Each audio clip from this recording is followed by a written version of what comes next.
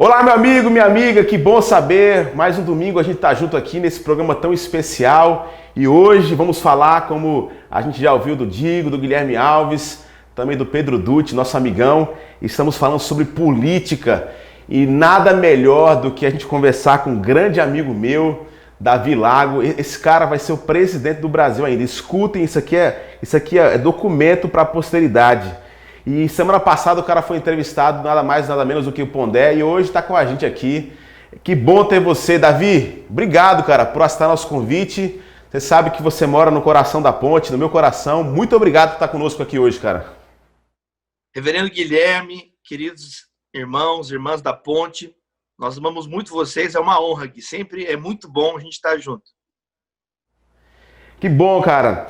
Davizão, sem mais delongas, a gente vai entrar nesse tema já, cara. A gente começou esse programa cantando a música do Legião Urbana que diz o seguinte: nas favelas, no Senado, sujeira pra todo lado, ninguém respeita a Constituição, mas todos acreditam no futuro da nação. A política, ela é frequentemente vista como um negócio sujo. E se a gente pensar um pouco no tempo que a gente tem vivido, cara, é fácil a gente perceber o quanto as pessoas têm se tornado apáticas, ou talvez, de maneira geral, eles não acreditam no sistema político.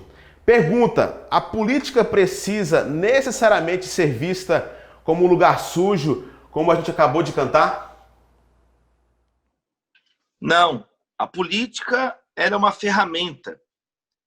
E as ferramentas podem ser bem utilizadas ou mal utilizadas. Claro que todas as ferramentas têm os seus limites, mas as instituições também são ferramentas.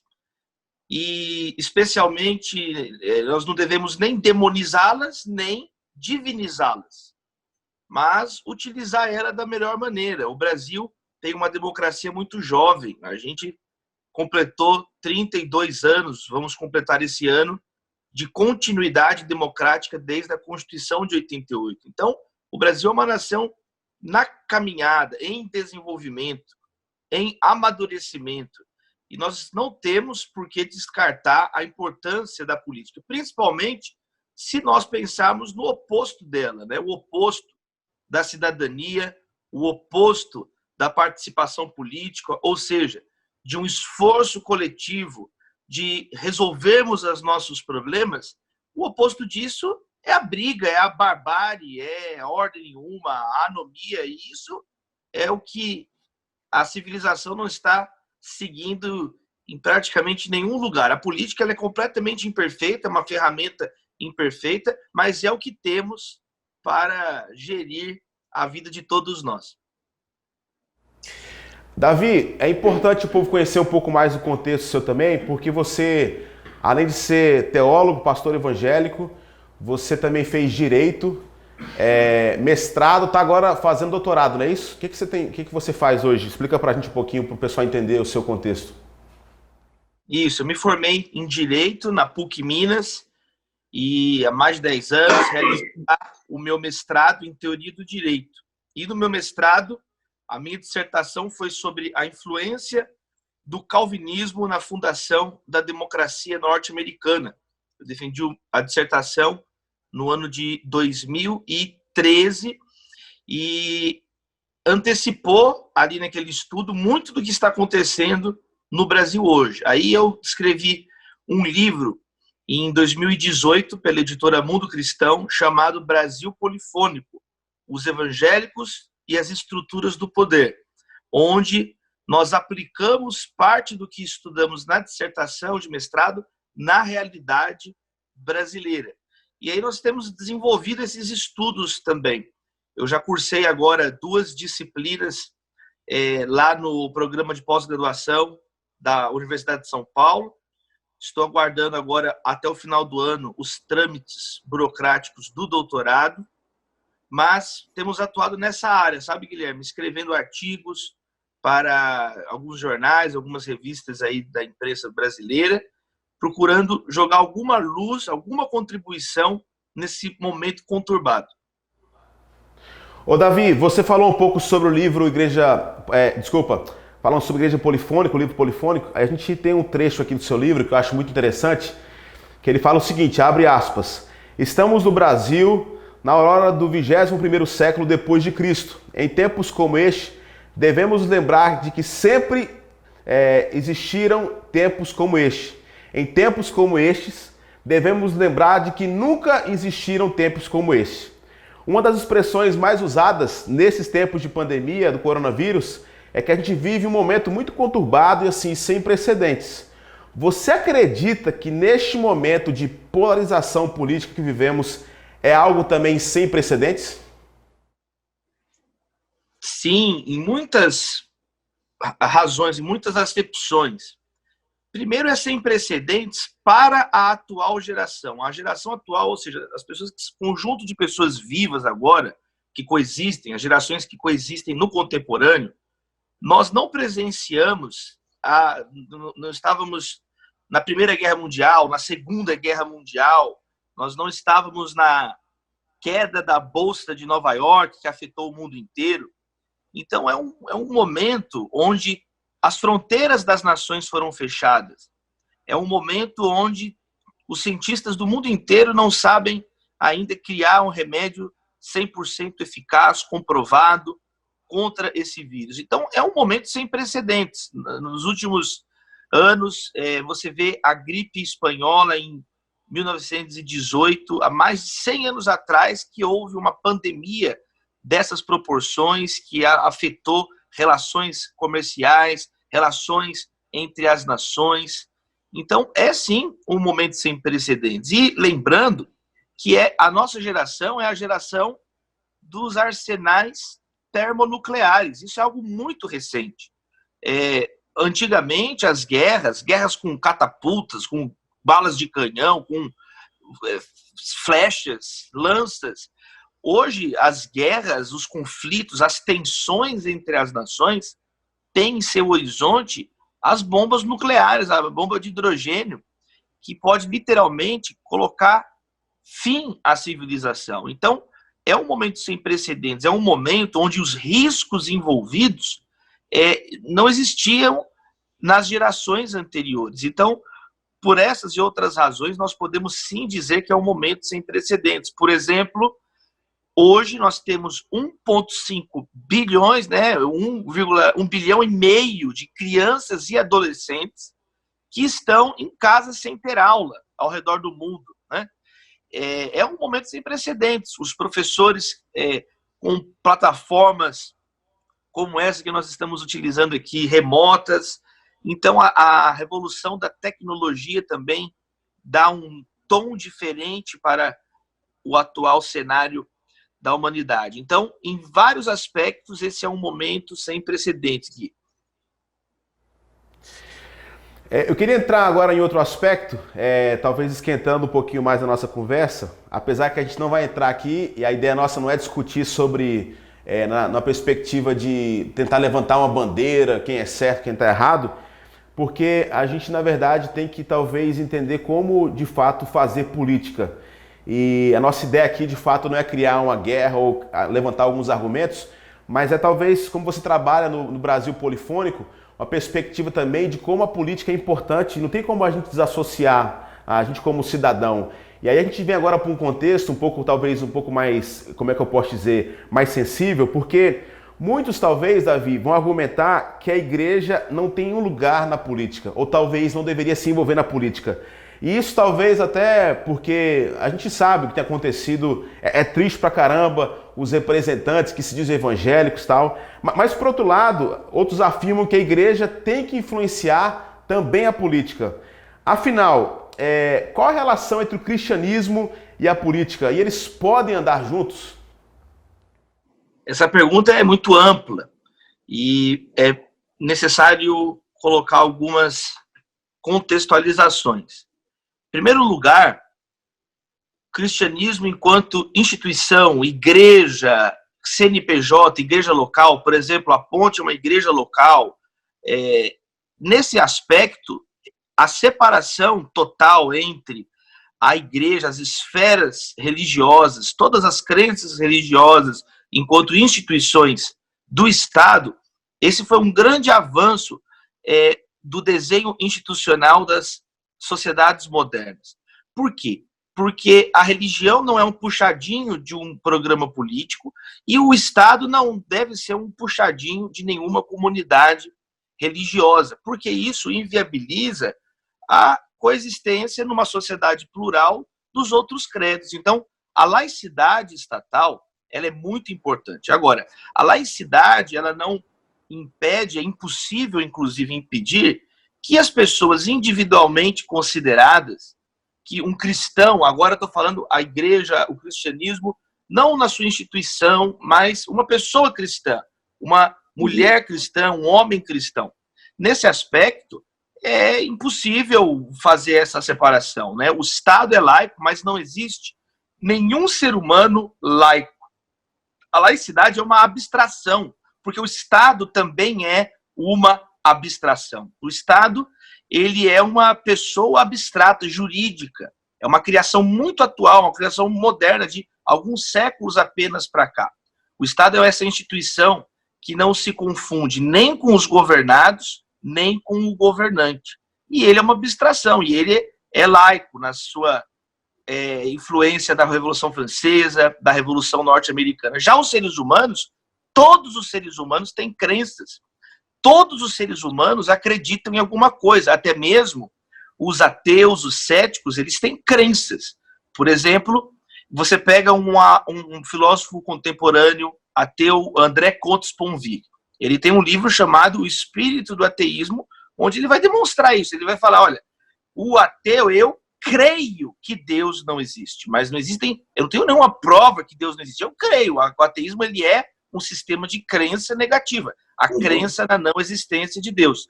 Então, nesse aspecto, você não tem na frente de nenhum parlamento do mundo, de nenhum congresso do mundo, uma máquina que detecta, não pode entrar pessoas sem crença aqui, porque aí não vai poder entrar ali nenhum ser humano. Todo ser humano tem suas convicções, seus valores, seus padrões éticos, suas crenças. Então, nesse aspecto, os cristãos participam da política. O fato de ser ou não cristão, de ter ou não determinada religião, em um Estado constitucional, como é o caso do Estado brasileiro, um Estado democrático, constitucional, regido por leis, o fato de ter ou não uma religião, isso não é mérito e nem demérito para o ingresso na arena pública. Davi, eu acho interessante porque você acabou de falar na perspectiva de crenças e a gente está falando aqui para muita gente, cara, que inclusive tem dificuldade de se relacionar com a igreja. Porque eu acho que muitos representantes que se dizem os representantes da igreja brasileira, infelizmente, têm atrapalhado às vezes da proclamação do Cristo, do Jesus de Nazaré. Eu tendo a dizer assim que eu creio que tem muitos amigos meus que eles não têm raiva de Jesus, eles têm raiva das pessoas que representam Jesus. Nós estamos chegando, não sabemos como é que vai ser, uma próxima tempo de eleições aí. A pergunta que eu quero fazer, porque eu acho que é importante falar sobre isso, porque eu já ouvi bastante na minha vida sobre a perspectiva que nós somos cristãos, logo precisamos eleger representantes que têm a mesma fé que a nossa. Você concorda com isso? Enfim, essa é a pergunta. Não necessariamente o fato da pessoa ter o mesmo time de futebol, ela deve votar na pessoa. Ela ter a mesma religião, deve votar na pessoa. Um Estado, ele, numa república como o Brasil, é a coisa pública, aquilo que diz respeito a todos. A lógica é que a pessoa vote na preferência dela. Quem sou eu para falar, né? Quem somos nós para julgar o voto de alguém? O voto é secreto, faz parte das liberdades democráticas. Agora, eu acho que é contraprodutivo quando nós queremos fazer uma ligação simplista dessa. Não, ele tem a mesma religião que eu. Você pode ver que nos últimos escândalos de corrupção no Brasil, em vários deles eram políticos evangélicos, né?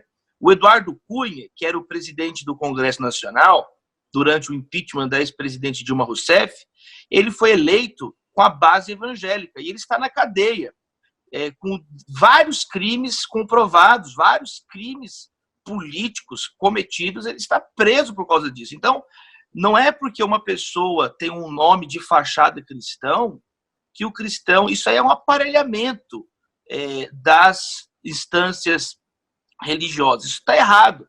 Eu denuncio no livro Brasil Polifônico algo que é o projeto obscuro de poder.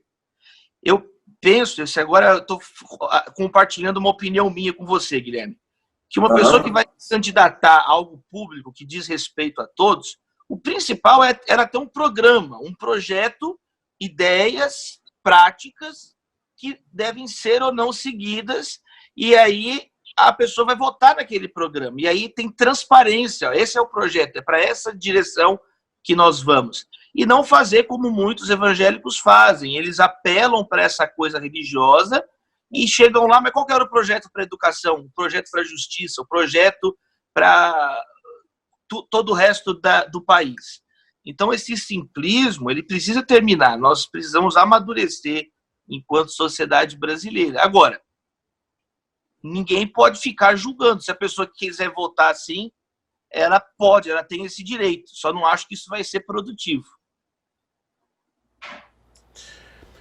Davi, a gente não tem como desassociar. Primeiro que a gente às vezes acha que a gente primeiro é cristão para depois ser outra coisa.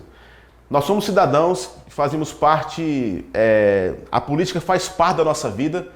Às vezes é importante a gente enfatizar, na verdade, o que de fato significa política, porque eu também vejo uma desconexão de gente que de fato assim fala, não, eu não acredito mais na política, esse negócio dos representantes evangélicos tem me entristecido.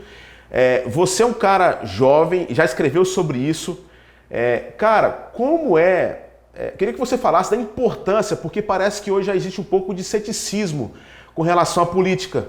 Tem muita gente que fala assim, cara, não quero falar sobre isso, não acredito mais nisso.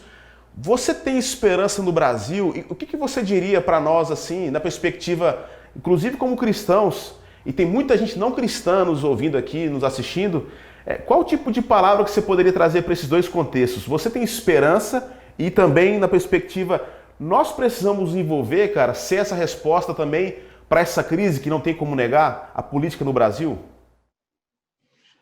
O grande problema do mundo, de acordo com as escrituras, de acordo com a tradição cristã, não é um problema político, científico ou qualquer coisa do gênero. O grande problema do mundo é espiritual. Por isso que a resposta ao mundo é o evangelho, é o anúncio da obra de Jesus Cristo. Sua morte na cruz, sua ressurreição ao terceiro dia. Jesus, ele morreu pelos nossos pecados. O grande problema do mundo é o pecado.